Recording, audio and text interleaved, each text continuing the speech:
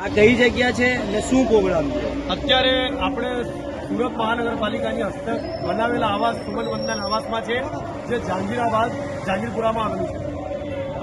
અત્યારે આપ સૌ જાણો છો કે સમગ્ર ભારતની અંદર, દુનિયાની અંદર ઇમામ હુસૈનની શહાદતની યાદમાં પવિત્ર મોહરમની ઉજવણી કરવામાં આવે છે. આજે 10મો ચાંદ છે. સમગ્ર ભારતભરની અંદર અને સમગ્ર દેશની અંદર, દુનિયાની અંદર આપણે મેસેજ આપવા માંગીએ છીએ હિન્દુ મુસ્લિમ એકતાનો, ભાઈચારો અને હક અને ન્યાય માટે જે ઇમામ હુસૈને શહાદત આપેલી, એના માટે અમે સૌ અહીંયા ઉજવણી માટે ભેગા થયા છે. આ કેટલા માણસનો અત્યારે અહીંયા અમે આયોજન કરેલું છે. અંદાજિત 2500 થી 3000 માણસોનું શરબત બનાવેલું છે.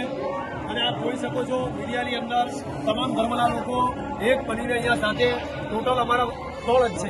અને અમે શરબત વેચીને આજના દિવસની ઉજવણી કરીશું. તમે શું મેસેજ દેવા માંગો છો? હું આપણા ચેનલના માધ્યમથી સુરતની જનતાને મેસેજ આપવા માંગુ છું કે આવી રીતે જ ભાઈચારા અને એકતા સાથે રહો. જે રીતે ઇમામ હુસૈને સમગ્ર દુનિયાને મેસેજ આપેલો કે ભાઈચારા અને એકતામાં જ યુનિટીમાં જ બરકત છે, એટલે યુનિટીમાં ફાયદો છે.